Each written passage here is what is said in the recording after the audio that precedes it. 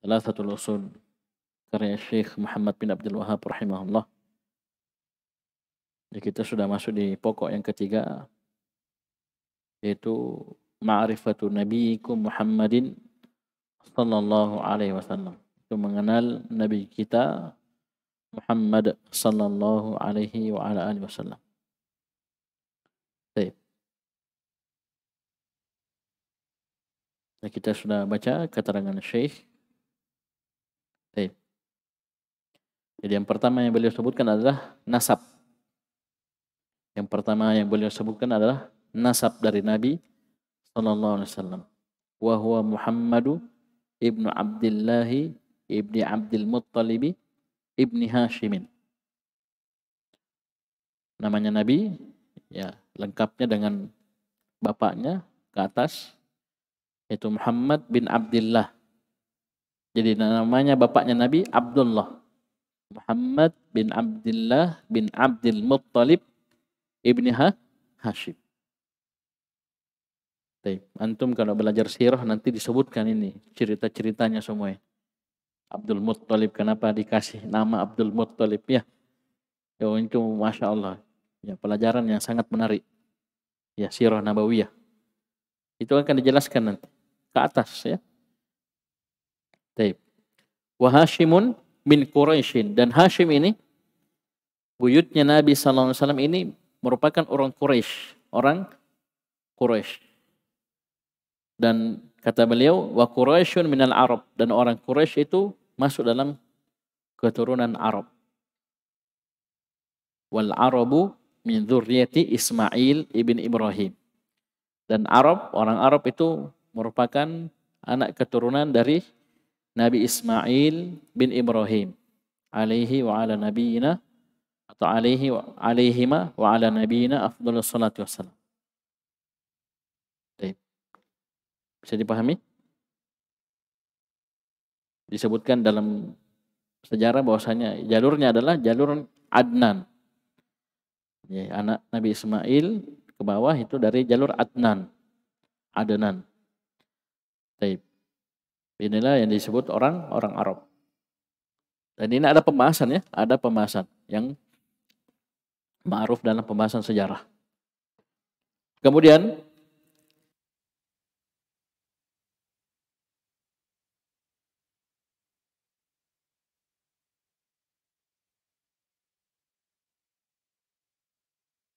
ini yang pertama yang beliau sebutkan ya, itu nasab. Nasab dari Nabi Sallallahu Alaihi Wasallam. Kemudian beliau sebutkan dari umur, walahu minal umri salasun wa sittuna sanatan. Umurnya Nabi Sallallahu Alaihi Wasallam 63 tahun. Baik. Di layar coba saya lihat. Umurnya Nabi berapa? 63 tahun.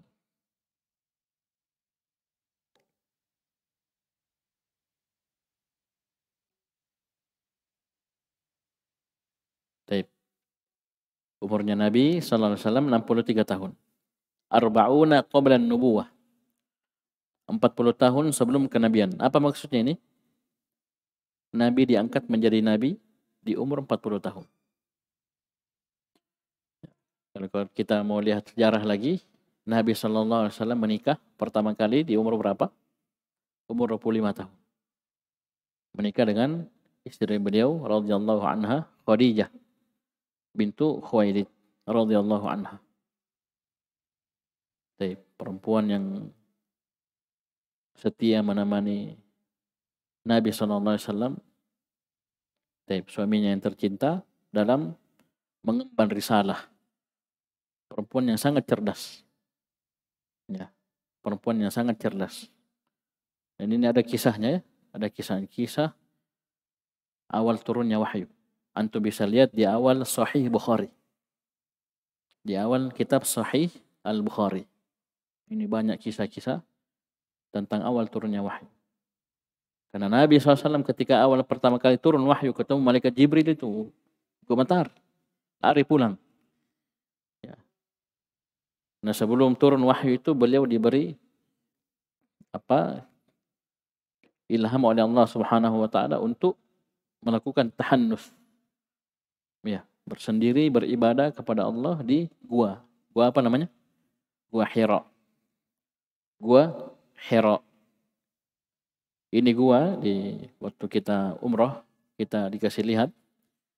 Jadi ini gua memang jauh dari Mekah, jauh dari Ka'bah.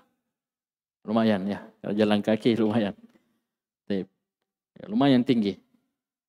Gua ini mulutnya kita tidak diantar naik ya, waktu tidak diantar naik karena jauh naik, karena harus parkir mobil lagi. Kita dikasih lihat dari jauh. Jadi bukit atau gunung batu, ada gua di atas. Itu guanya itu menghadap ke Ka'bah. Jadi mulut guanya itu menghadap ke Ka'bah. Jadi walaupun Nabi SAW pergi tahannus di sana, itu tetap beliau bisa melihat ke Ka'bah. Coba lihat. Disinilah tempat awal turunnya wahyu. Iqra bismi rabbikal ladzi khalaq. Dan ini cuma tempat, ya, tidak ada sedikit pun ritual, ya, yang dianjurkan di situ. Ini celakanya ini kita, jamaah-jamaah umroh sebaran dibikin, diambil batunya apa semua, dia tabarruk, ya. Nah tidak ada, batunya sama aja dengan batu itu kerikil di bawah itu banyak. Paham ini? Cuman itu adalah tempat, ya, yang menjadi saksi bahwasanya di situ Nabi SAW pertama kali diturunkan wahyu kepadanya. Ketika diturunkan wahyu pertama kali, ya Nabi turun dari Gua Hira ke rumahnya Khadijah radhiyallahu anha. Di situ Khadijah simpel saja sikapnya, tenang. Coba lihat, ini istri yang salihah, yang sangat cerdas. Ya, dia mengatakan, ya, Allah Subhanahu wa taala tidak akan menghinakan dirimu, tidak akan mencelakakan dirimu. Kamu itu orang baik, ya, orang sering bantu orang susah, ya, baik sama intinya disebutkan. Tidak mungkin kamu dikasih kena apa-apa, maksudnya dalam bahaya. Beliau takut sekali, takut. Bisa dipahami? Kita istri sekarang luar biasa. Dia sudah khawatir, dia lebih khawatir lagi. Karena kita walaupun ada apa-apa, kita ya santai-santai saja. Padahal ada sesuatu yang kita tidak beritahukan. Itu karena kekuatan ilmu, kekuatan iman. Ketemu dengan pamannya atau anak sepupunya, anak pamannya, sepupu satu kalinya. Saya lupa namanya itu. Siapa namanya? Waraqah bin Naufal. Ini dia punya ilmu. Ini dia punya ilmu tentang kitab Taurat. Nah, ini cerita. Khadijah cerita ke sepupunya ini. Sepupu satu kalinya. Ini suami saya, Nabi Muhammad SAW, mengalami peristiwa seperti ini. Langsung Nabi bilang apa? Hada namus. Ini namus. Itu malaikat Jibril alaihissalam yang turun kepada Nabi Musa. Coba lihat ilmu ya. Coba lihat ilmu. Ilmu dari Allah Subhanahu wa taala. Wahyu kan? Sebutkan.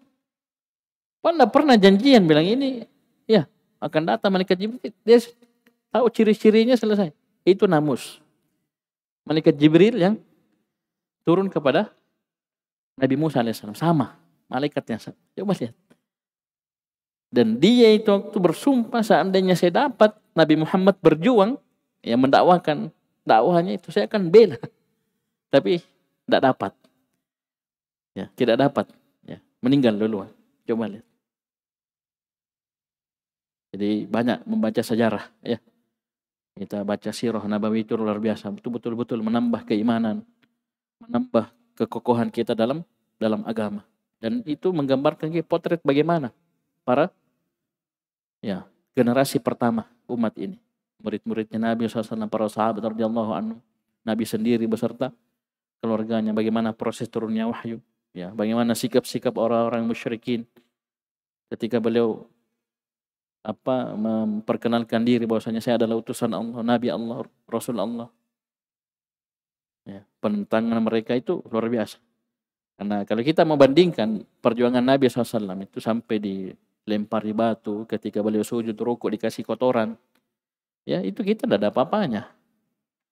Ya, kita tidak ada apa-apanya dalam perjuangan ini. Ya, kita duduk belajar ber-AC, ya, bersih ini, ada keramik. Dahulu para sahabat belajar di mana? Ya, ya di mana yang dimudahkan. Ya, dalam kondisi terik, antum pergi mencoba ke Mekah sana. Ya, bagaimana cuaca di sana? Ya, musim panas, asli panas. Ya, apalagi Ramadan 45 pernah itu, 45 derajat Celcius. Ya, kita saja ini sudah keringat ya di Indonesia. Nah, dinginnya Masya Allah. Ya, itu sampai 1 digit. Ya, udah sampai 10 derajat mainnya situ. Ya, bahkan ini lebih dingin lagi. Jadi beliau 40 tahun, ya, itu di umur 40 tahun diangkat menjadi Nabi dan Rasul. Wa thalathun 23 tahun beliau menjadi Nabi dan Rasul. Jadi beliau kasih rincian. Kasih dulu global, umur Nabi 63 tahun. Baru beliau rinci, 40 tahun sebelum menjadi Nabi dan Rasul. Jadi diangkat menjadi Nabi dan Rasul di umur 40 tahun. 23 tahun setelahnya, itu beliau lalui sebagai Nabi dan Rasul. Paham ini? Paham ya? Nah, itu dihafal. 23 tahun ini nanti dirinci, nanti saya sebutkan memang ya, dirinci nanti 13 tahun di Mekah, hafal ya? 13 tahun di Mekah, 10 tahun di Madinah. Saya ulangi, 23 tahun itu dibagi, ada Mekah, ada Madinah. Jadi Nabi selama 13 tahun itu berada di Mekah. Nanti setelah itu baru diperintahkan hijrah ke Madinah. Bisa? Baik. Itu dihafal ya. Nubbi'a bi Iqra. Nabi diangkat menjadi Nabi dengan turunnya Iqra bismi rabbikal ladzi khalaq. Iqra bismi rabbikal ladzi khalaq. Kemudian wa ursila bil muddatsir. Dan dia akan menjadi Rasul dengan turunnya awal surah Al-Muddatsir. Ya ayyuhal muddatsir. Bisa? Jadi ilmu kedua itu tentang umurnya Nabi SAW.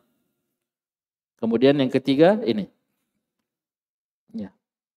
Dengan apa beliau diangkat menjadi Nabi dan Rasul. Dengan apa beliau diangkat menjadi Nabi dan Rasul. Kemudian beliau sebutkan wabaladuhu Makkah. Kampungnya Nabi SAW, negerinya itu Mekah. Beliau lahir di Mekah. Tahun keberapa? Tahun datangnya pasukan bergajah untuk menghancurkan Ka'bah. Di tahun itulah Nabi lahir. Ya, dulu dihafal SD ya, naik ujian biasa. Di soal ujian agama itu naik. Baik.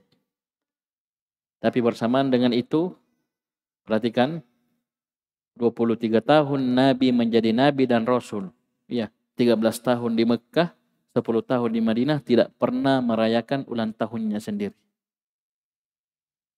Saya ulangi, Nabi SAW, ini kita cerita sejarah ya. Kita cerita sejarah.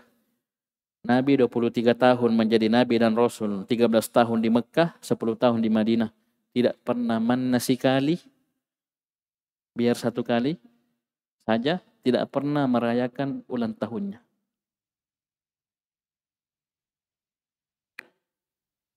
Sepeninggal Nabi SAW, Nabi meninggal sekitar tahun ke-11 Hijriah di bulan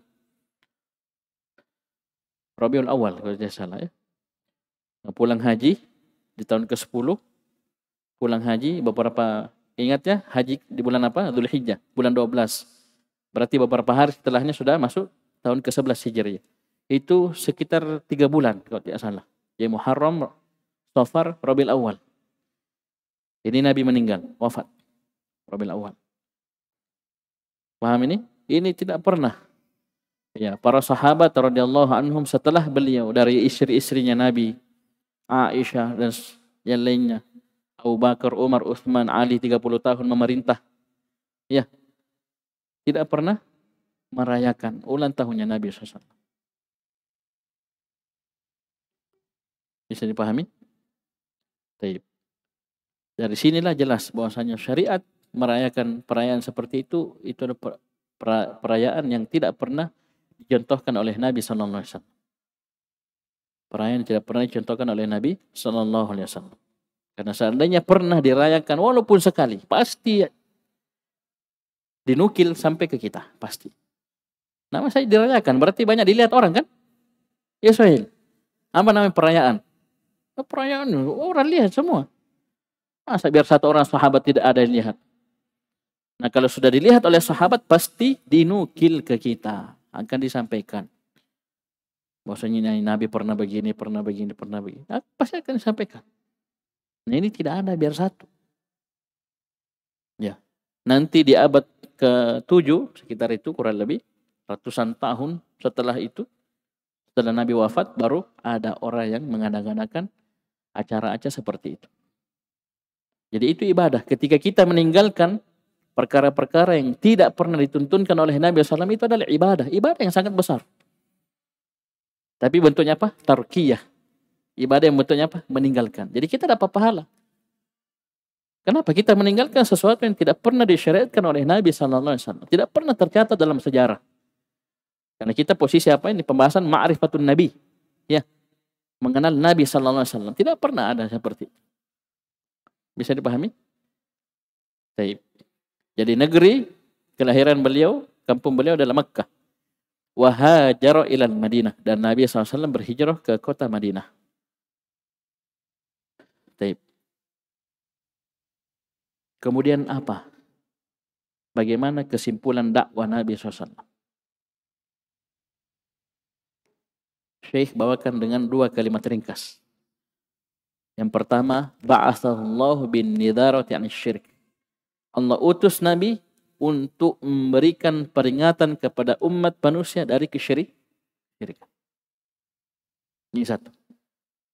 Wa yad'u ila tauhid. Dan Nabi SAW Allah utus untuk berdakwah, mengajak umat manusia seluruhnya untuk mentauhidkan Allah. Ini dakwahnya Nabi SAW. Dan ini sama dengan apa? Misi dakwah para nabi dan rasul sebelumnya. Walaqad ba'atsna fi kulli ummatin rasulan an i'budullaha wajtanibut taghut. Jadi aneh kalau ada umat Muhammad yang mengaku umat Muhammad. Kemudian dia tidak paham perkara ini. Ini coba pentingnya kitab ini, salah satu usul. Ketika kita tanya siapa nabimu, siapa yang nabi yang diutus kepada kamu? Nabi Muhammad SAW. Ketika kita dakwai dia tentang tauhid, kita larang dia dari kesyirikan, kemudian dia merasa aneh, maka ini orang belum paham tentang nabinya. Belum mengenal nabinya sallallahu alaihi wasallam. Coba bayangkan 23 tahun beliau menjadi nabi dan rasul. Coba lihat. Ya, nanti urutan peristiwanya apa? 10 tahun pertama setelah diangkat menjadi nabi dan rasul, tidak ada kerjaan kecuali apa?